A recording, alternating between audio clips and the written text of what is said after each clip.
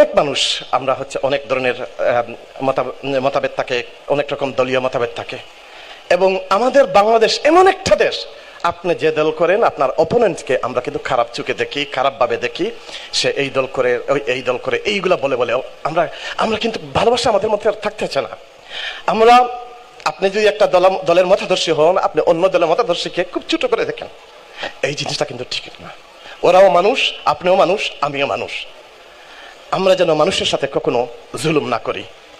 আল্লাহ ওয়াস্তে সে যে দলের মতামত হোক না কেন, আমরা কিন্তু একই এলাকার মানুষ।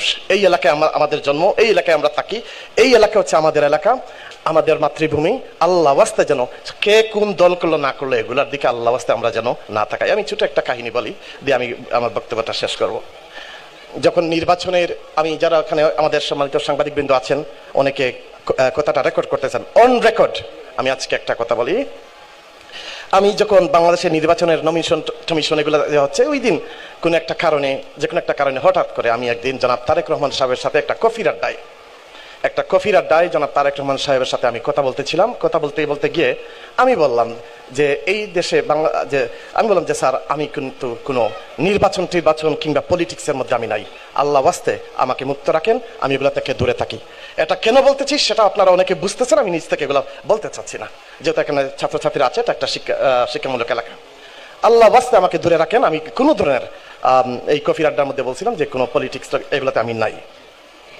তো উনি অনেক অবাকভাবে আমার দিকে তাকিয়েছিলেন অনেকক্ষণ। এরপরে হাসিমকে বললেন, তুমি কি পলিটিক্স পছন্দ করো না? বলছো। আমি বলছি পলিটিক্স পছন্দ করি, কিন্তু পলিটিক্সের মধ্যে যে নোংরামি, হিংসাত্মক রাজনীতি, এইগুলো আমার ভালো লাগে না, এই জন্য আমি পছন্দ করি না।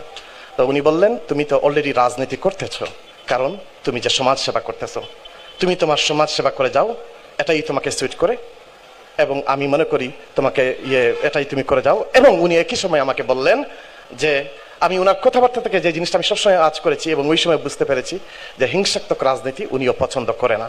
তো এটা আমি একটা উদাহরণ হিসাবে দিলাম। কেন দিলাম সেটা যারা বিবেকবান আছেন আপনারা সবাই বুঝতে পেরেছেন। তো আমি আমার প্রিয় ছাত্রছাত্রী